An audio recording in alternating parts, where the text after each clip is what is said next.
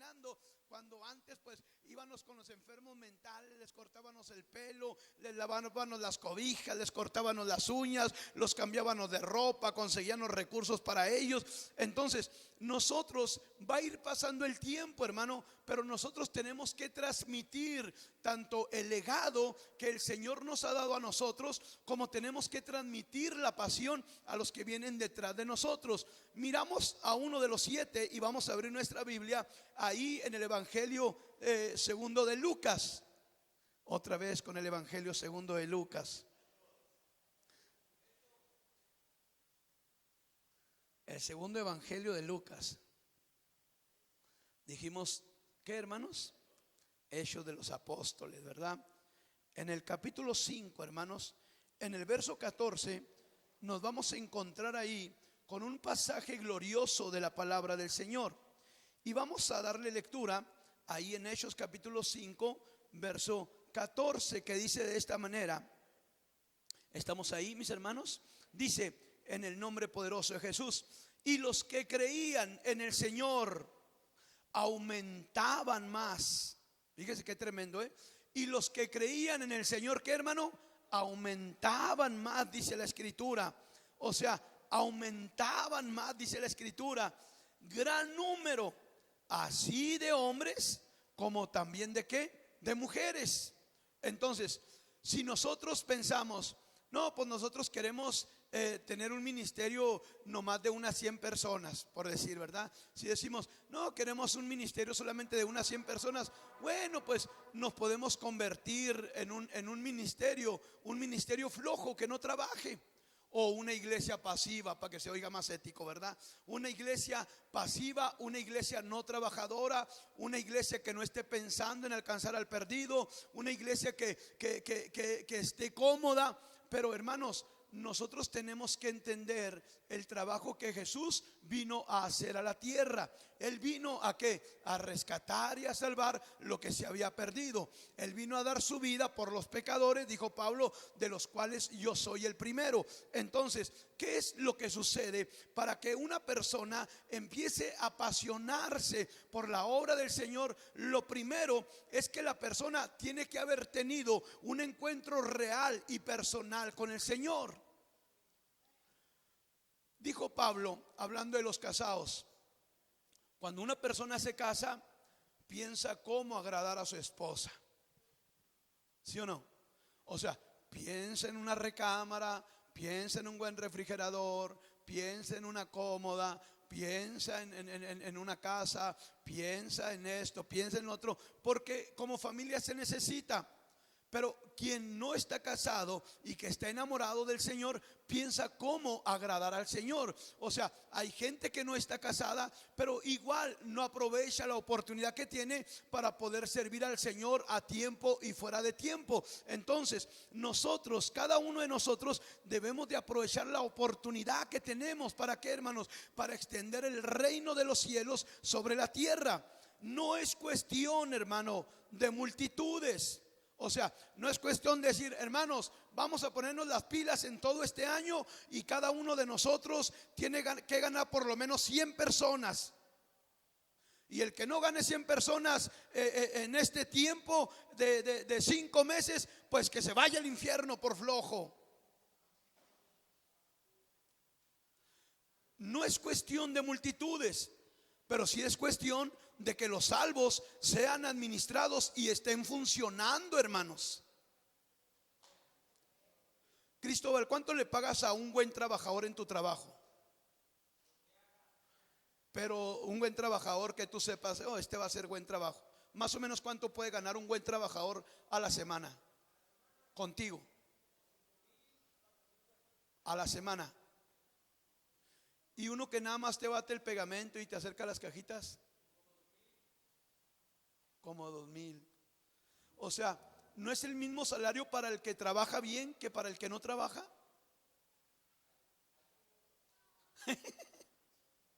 Ahí conmigo no, dice.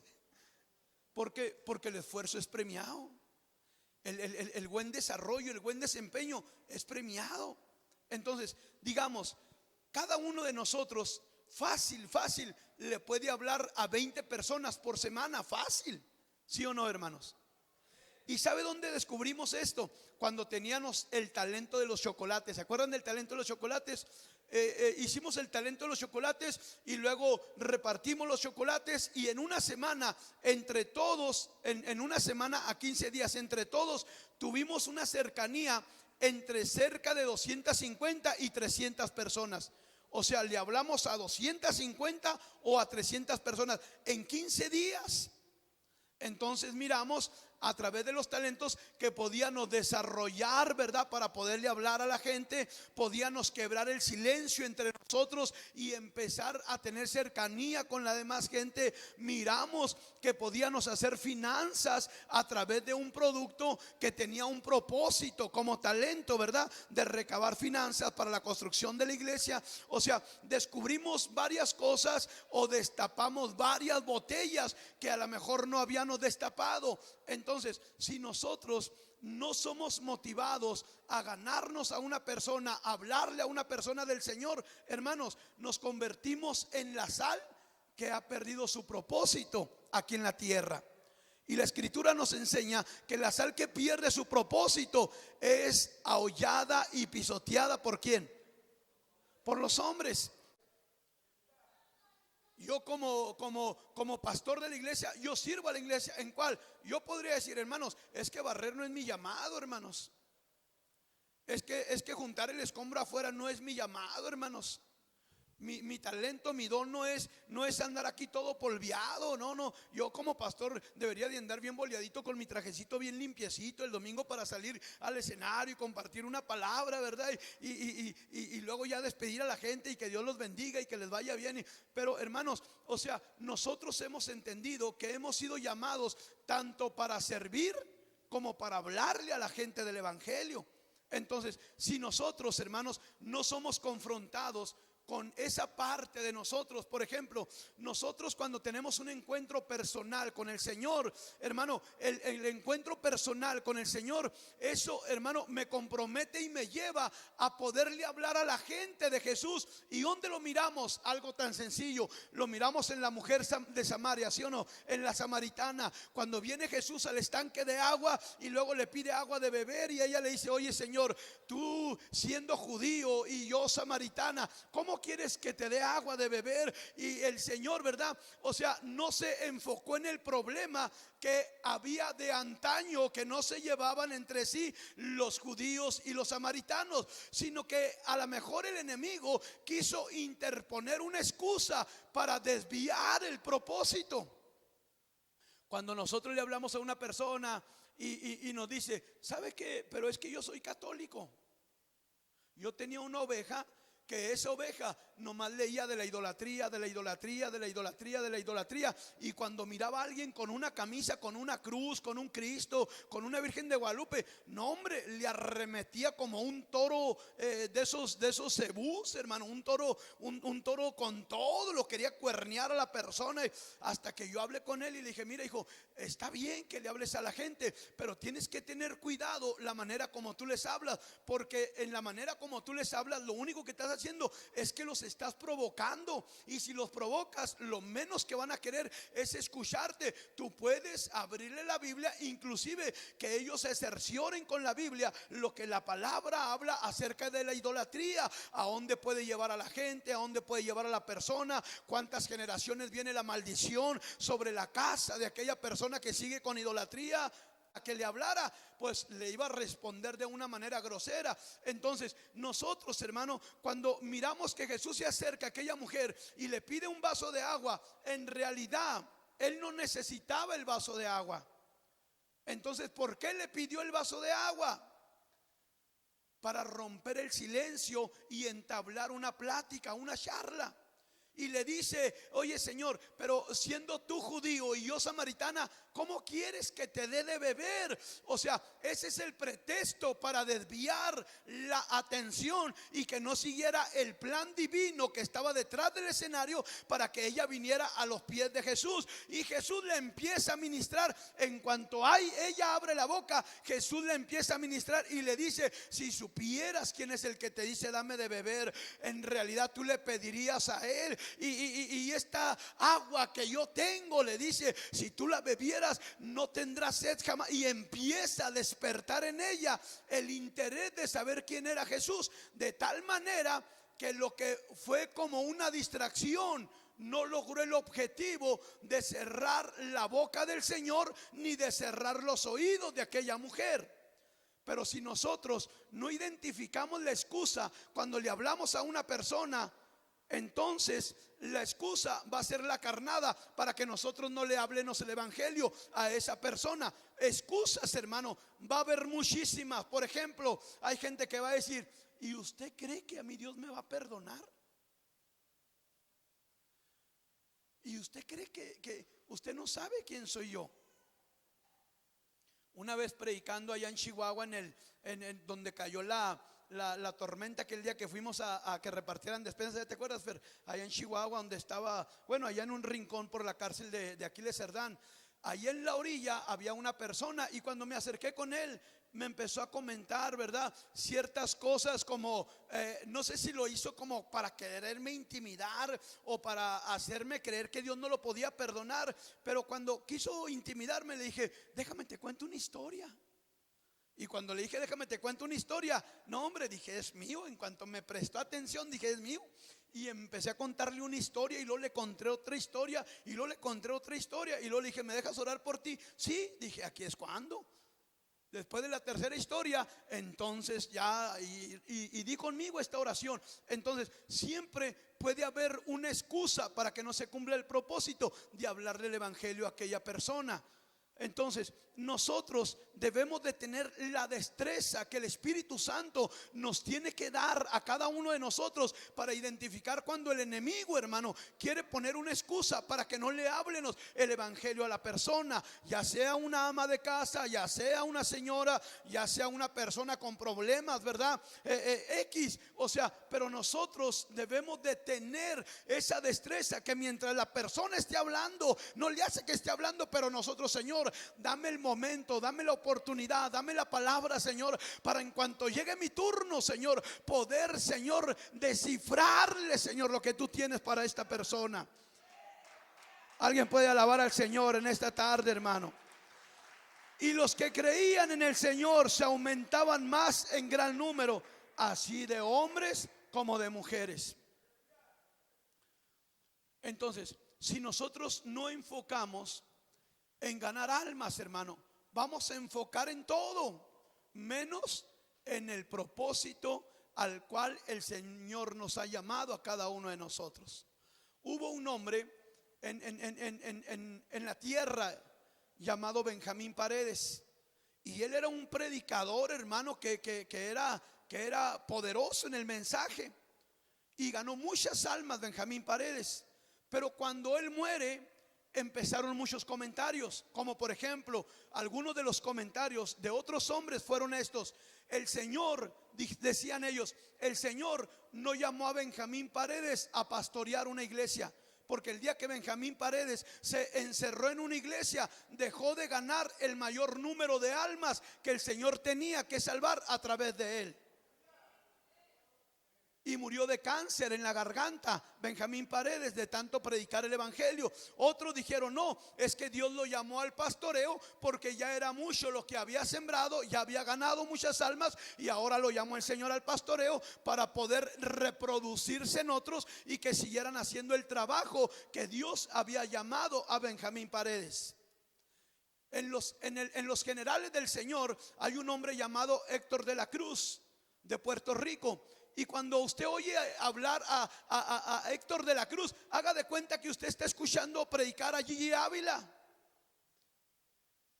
Y Héctor de la Cruz era un hijo de un hombre alcohólico, pero se convirtió en un ganador de almas increíble, y se registraron muchas sanidades, hermano, a través de Héctor de la Cruz. Y el mensaje de Héctor de la Cruz siempre fue muy sencillo y siempre fue enfocado en la salvación. Entonces nosotros, hermano, no podemos acostumbrarnos a vivir una vida sin ganar almas. Nosotros no podemos acostumbrarnos a vivir una vida como una vida de domínguez. El domingo voy a la iglesia, pero ya el resto de la semana ya no hago hago nada para el Señor. O sea, nosotros debemos de aprovechar cada oportunidad para poder hablarle el evangelio a la gente. Los apóstoles, hermano, ellos fueron llamados para el ministerio. Pero hay un hombre, y vamos a mirar ahí en el mismo capítulo 5 del verso 12, hermanos, del verso 12 al 16, que dice de esta manera: y por la mano de los apóstoles se hacían muchas señales y prodigios en el pueblo, y estaban todos separados. Estaban todos unánimes. O sea, todos oraban con el mismo propósito, todos oraban con la misma visión, todos oraban con el mismo deseo. Estaban juntos en el propósito del Señor. Dice, y estaban todos unánimes en el pórtico de Salomón. De los demás, ninguno se atrevía a juntarse con ellos. ¿Por qué? Porque no querían consagrarse. ¿Por qué? Porque simpatizaban con el mundo. ¿Por qué? Porque coqueteaban con la religión todavía, pero no querían ser cambiados, no querían ser transformados. Entonces dice que de los demás, mire qué tremendo, dice, y de los demás, ¿qué, hermanos? Ninguno quería juntarse con ellos, mas el pueblo, los que, hermano, los alababa grandemente. Entonces dice el 14, y los que creían en el Señor se aumentaban más, y gran número así de hombres como de mujeres, tanto que sacaban los enfermos a las calles y los ponían en las camas y lechos, para que al pasar Pedro, a lo menos su sombra cayese sobre alguno de ellos. Y aún de las ciudades vecinas muchos venían a Jerusalén trayendo enfermos y atormentados de espíritus inmundos, y todos eran sanados. Hermanos, cuando hablábamos en la mañana del propósito de la unidad, de la alianza de la unidad, del pacto de la unidad, esto trae tanto beneficio a la ciudad que el enemigo lo entiende muy bien. El enemigo, cuando miramos a aquel que le dicen, ¿tú crees? Y que dice, sí, sí creo. Y que le dice, también los demonios creen y tiemblan. ¿Sabe por qué ellos creen y tiemblan? Porque ellos salieron de ahí, de la presencia del Señor. Miren, cuando nosotros, hermano, el Señor nos bendiga y que nos enfocamos tanto en la pesca milagrosa como en la unidad, hermanos, si con el ayuno de 2-3, si con la oración de 2-3 han venido, hermano, gente endemoniada y ha sido liberada, hermanos. Me acuerdo el día que me encerré cuando era la iglesia de aquel lado, con aquel hombre, ¿verdad? Que era un brujo satánico y que venía con su pareja y venía su mamá y me decían, ¿sabe qué? Es que ya fuimos allá con la niña blanca para que le ayudaran, y cuando entramos ahí a ese lugar, la mujer que atendía ahí en el santuario de la Santa Muerte, cuando nosotros llegamos y que empezamos a decirle, dice que la mujer quiso tratar con esta persona, y cuando empezaron a platicar, de repente, porque esta persona se convertía como en animal, y dice cuando empezaron a platicar que se empezó a transformar, hermano, aquella persona se asustó tanto que le dijo a la mamá, ¿sabe qué? Lléveselo de aquí, lléveselo, no se le va a poder salir lo que trae, porque trae un don de sanación muy fuerte y él así se va a quedar. Pero se asustó tanto la mujer de ahí que lo corrió de ahí. Entonces un día estaba yo allá afuera barriendo, ¿verdad? Y pasó en un carro rojo, y luego yo miré que el carro se devolvió y se me quedó mirando. Y luego le digo, ¿qué pasó? ¿En qué te puedo ayudar? Y dice, ¿sabes qué? Tengo un problema, ¿podría venir a platicar contigo? Sí, claro que sí. Le dije, aquí voy a estar el resto de la tarde. Y luego ya más al rato viene con su mamá y viene con su pareja. pero yo no sabía el problema que tenían. Cuando vienen, hermano, que sí, pásenle, y nos sentamos y me empiezan a platicar la magnitud del problema, que era pues prácticamente un brujo que jugaba a la ouija y que tenía ciertos enlaces y que esto y que el otro. Y yo le dije, mire, lo primero, si ustedes están dispuestos a obedecer, yo estoy dispuesto a trabajar con ustedes.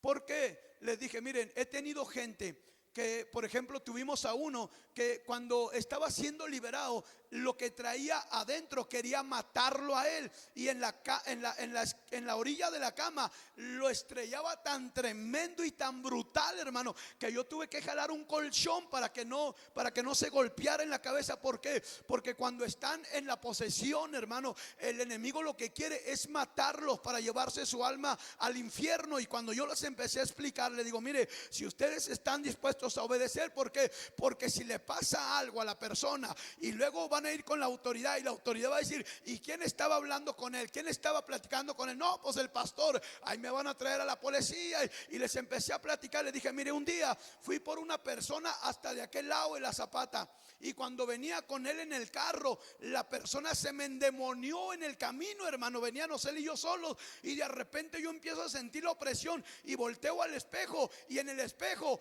se está riendo con los ojos en blanco este tremendo. Y luego ya desde la Zapata, hermano, venía en la guerra. Y cuando llegamos a este lugar, hermano, se acerca uno de los hermanos que andaba jugando el número en aquel tiempo. Ya murió, ya no está entre nosotros, ya no es contado entre los santos, ¿verdad? Y cuando se acercó y lo mira el endemoniado, le dice, tú hazte para allá, hipócrita, pues si tú estás haciendo esto y lo otro. Y lo miró el hermano, y el hermano mejor se fue.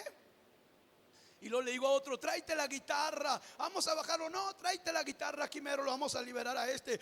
Y se trae la guitarra y empezamos a entonar unos cantos. Y tráiganse el aceite, y allí en la camioneta, ahí lo liberamos. Cuando lo metemos para adentro, de repente empieza a llorar y llore. Y lo me dice, oye, pastor, ¿cómo llegué hasta aquí? ¿Quién me trajo? O sea, como venía poseído desde allá, hermano, desde donde está la estatua de ¿cómo se llama? ¿Cómo le dije? Desde la Zapata hasta acá, imagínense, peleando, hermano, con la puerta abierta, y luego queriéndose tirar, arrancándome todo el tapiz, y yo, hermano, haciendo guerra. Entonces cuando este viene y que le empiezo a decir, mira, si aquel se me hubiera tirado del mueble, ahí a mí me hubieran investigado si se hubiera matado al tirarse el mueble, o lo hubiera aplastado un carro o algo. Le digo, ¿sabes qué? Si están dispuestos a obedecer, órale. Entonces, no, pues que sí. Y empiezo a ministrarlos, hermano. Y de repente se levanta y avienta las sillas donde le alcanza la mano. Hermano, traía 2 legiones ese hombre. Y cuando avienta la silla, y no, hombre, dije, ya, la verdad, ya estás descubierto. Ya no hay lugar en donde te puedas esconder. Y la mamá, hermano, cuando lo ve que se tira al suelo como un oso, la mamá se asusta. Le dije, usted hínquese ahí en el altar y empieza a pedirle perdón a Dios por todo lo que usted sabe que su hijo está haciendo y usted lo ha dejado ser. Y la mamá fue y se hincó en el altar, y el otro pelado también fue y se hincó en el altar. Le dije, tú arrepiéntete y pídele perdón a Dios también. Y aquel hombre como un oso, hermano, allá adentro, y me tiraba unas como si trajera garras el tremendo, y yo orando por él. Y haga de cuenta que en un momento salió corriendo, hermano, y se iba a salir, y lo alcancé, y nos caímos ahí en la puerta. Y luego pasaron unas personas y se han de haber imaginado, mira el pastor peleándose con las ovejas. Si supieran que mis ovejas son bien dulces y bien tiernas y bien obedientes, ¿verdad? Nomás faltó alguien de atrás, pregúnteme, ¿verdad? Y pasaron y se me quedaron viendo. No, hombre, lo metí para adentro, y luego le cerré la puerta con el seguro. Y no, hombre, de este lado estaba Luis asomado por la puerta, y luego por el otro lado los chiquillos. Una guerra, hermano, tremenda, una guerra tremenda. Y haga de cuenta que se paraba como si fuera un animal y empezaba a aullar, y le hacía como, no, horrible, tremendo. Y en un momento, ¿verdad? Yo sí sentí así como que, qué tremendo está esto. Porque pues haga de cuenta que estábamos el Señor y yo ahí nada más. No estaba el hermano para cantar, y no estaba el otro para echarme porras, y no, nomás estaba ahí él con el endemoniadote. Y de los que oían de este lado, pues ninguno se atrevía tampoco a meterse a ayudarme, hermano. Es que la bendición era para mí. Y ahí estuve en la guerra hasta que fue liberada la persona, como unas 3 horas o 4 yo creo, hasta que fue liberada. Ya después que fue liberada dijo: ¿sabes qué? Quiero quemar todo lo que tengo en mi casa. ¿Vas conmigo para quemarlo? Vamos. Tenía un lagarto como de 1 metro y cacho, hermano, un lagarto disecado. Y luego tenía un montón de perfume de colores, que la viuda negra y que esto y que lo otro, y un montón de cosas. Y cuando sacamos toda la brujería que tenía ahí y que la quemamos, hermano, que le prendí fuego, se hizo un remolino horrible, hermano. Y aquel se que no, tú ya estás sellado, vente para acá en el nombre de Jesús. ¿Cuál otra vez que te me vuelves a endemoniar? Hermanos, o sea, es una grande bendición cuando nosotros le traemos el evangelio a una persona. Yo hubiese querido que alguien le hubiera predicado el evangelio a mi mamá y que se hubiera salvado. Yo hubiese querido que alguien le hubiera predicado el evangelio a mi papá y que se hubiese salvado y no hubiera muerto. Porque yo hubiera querido haber crecido en un hogar donde hubiera un papá y una mamá. Ahora yo quisiera que mi hermano fuera salvo también. ¿Por qué? Porque, hermano, una persona que alcanzamos es un problema menos para la sociedad. Es un sicario que sacamos de las calles. Es una persona que va a hacer daño a la sociedad, que estamos rescatando de ahí. Pero también es un alma que se iba a ir para el infierno y que el Señor nos está usando para traer aquella alma a los pies de Jesús. O sea, no estamos pensando: híjole, hermano, ¿saben qué? Vamos a ayunar y a orar para que el Señor nos traiga 20 ricos y nos ayuden a acabar la iglesia, hermano. Que cada uno de ellos diezme por lo menos unos 10,000 pesos para yo no tener que andar echando botes al kilo, hermanos, para comprarme unos zapatos nuevos. No estamos orando ni hablando de en ese enfoque, hermanos. Estamos hablando que tenemos que convertirnos en pescadores de hombres, porque para eso fuimos llamados. O sea, tengo tantas historias tan hermosas que contar en el transcurso del llamado que el Señor nos ha hecho, tanto de adentro de la cárcel como de afuera de la cárcel. Tantas historias tan hermosas, hermano, que estoy esperando una cuñada que me va a escribir un libro. Dios quiere y no le llame el Señor a su presencia, ¿verdad? Antes que escriba el libro. Pero se podrían escribir tantas cosas, hermano. Digo, nosotros podemos hacer más todavía, hermanos. ¿Cuántos endemoniados no hay que necesitan, hermanos, a alguien que los libere? En veces hasta nuestros hijos están endemoniados.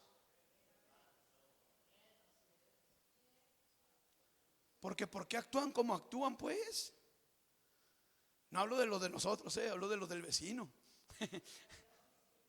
Pero nosotros, hermanos, o sea, por eso decía, no es cuestión de multitudes. Qué bueno que fuéramos una iglesia grande, pero una iglesia grande no se va a llevar a cabo si no hay trabajo adentro de la iglesia, si no hay unidad dentro de la iglesia. Si entre nosotros no nos cuidamos, no nos valoramos, no nos amamos, el Señor no nos va a confiar lo que Él tiene para nosotros. Entonces necesitamos que los obreros, hermanos, despierten. Hay un hombre que todavía vive y que dice que un día que fue a la oración, él tenía como 120 personas. Y dice que un día cuando él iba a la oración, iba con su Biblia bien contento a la oración en la tarde, y cuando iba pasando por un lugar, le salió una persona al encuentro y le quitó la Biblia y le dio unas puñaladas, hermano, y se fue y se llevó la Biblia. Y que esta persona dice que murió, y que cuando se presentó con el Señor, que le dijo el Señor: ¿por qué vienes con las manos vacías? Cuando yo te llamé para que tú fueras un padre de multitudes. Y que él dijo: Señor, tengo 120, pero yo te llamé para más de 120. Y que le dolió tanto su corazón que le dijo a Dios: dame la oportunidad de regresar, Señor, y yo voy a cumplir la gran comisión y voy a dar el fruto, Señor, que tú quieres que yo dé. Y hace cerca de 8 o 10 años le habían regalado en Israel un terreno para hacer una iglesia de cerca de 10,000 o 15,000 personas. Es una de las personas que tienen las iglesias más grandes en todo, es a nivel nacional. O sea, pero ¿por qué, hermanos? Porque entendió su llamado. Ahora, cada uno de nosotros tenemos un llamado, ¿o no, hermanos? Cada uno de nosotros tenemos un llamado. Entonces, si nosotros le creemos al Señor, que el Señor nos iba a hacer pescadores de hombres, a cada uno, hermanos, porque yo veo que tienen gracia para hablarle a la gente, tienen gracia para dar comida, tienen gracia para dar ropa. Yo sé que si viniera un endemoniado le diría, hermano, rasúralo, lo rasurarían. Hermano, usted córtele el pelo, le cortarían el pelo. ¿Quién tiene un cambio de ropa? Más de 10 sacarían un cambio de ropa para darle. ¿Quién tiene unos zapatos? Le sobrarían zapatos. O sea, es la gracia que el Señor depositó en la iglesia. Pero hay otra área en la que estamos cómodos, hermanos. Estamos cómodos y necesitamos ser sacudidos cada uno de nosotros, hermanos, por el Espíritu Santo, porque nosotros necesitamos dar el fruto que el Señor espera de cada uno de nosotros. Denle un aplauso al Señor y póngase de pie en esta tarde, por favor. Necesitamos dar el fruto que el Señor espera que demos, hermano. Mire, vamos a abrir nuestra Biblia en Filipenses capítulo 3, versos 14 y 15. Por mientras voy a pedir a mis hermanos de la alabanza, si quieren cantar o poner un canto con la computadora, como ustedes quieran. Filipenses capítulo 3, versos 15 y 16. Me contesta con un amén cuando estemos ahí. Si nosotros, hermanos, estamos en un mismo sentir y en un mismo espíritu, eso, hermanos, también refleja madurez de una iglesia. Pero si no estamos en un mismo espíritu y en un mismo sentir, también refleja la falta de madurez de una iglesia, hermanos. Porque en el mundo podemos desarrollar de una manera fabulosa y sobresalir de otros. Pero ¿qué hay de el área donde el Señor nos llamó a cada uno de nosotros? ¿Cuánto tiempo podremos permanecer yendo a presentarnos a la presencia del Señor sin una persona nueva, hermanos? Bienaventurados los que ganan almas. Bienaventurados, dice la Escritura ahí en el verso que dijimos, hermanos, 15 y 16, dice: así que todos los que somos perfectos, esto mismo sintamos, y si otra cosa sentís, esto también os lo revelará Dios. Pero en aquello a que hemos llegado, sigamos una misma, ¿qué, hermanos? Regla. Sintamos una misma cosa. O sea, Pablo le está hablando, hermano, a los filipenses acerca de la unidad, y les está hablando de que ellos pueden tener un mismo espíritu juntamente con él. ¿Por qué, hermano? Porque la gente de afuera está tan necesitada, hermanos, que la iglesia es quien debe de tener la respuesta para una sociedad, hermanos. Si la iglesia no tiene la respuesta, por eso andan con brujos, por eso andan con adivinos. Usted ha mirado los programas que salen en el canal 44 que le dicen, ¿cuál es su fecha de nacimiento? Y con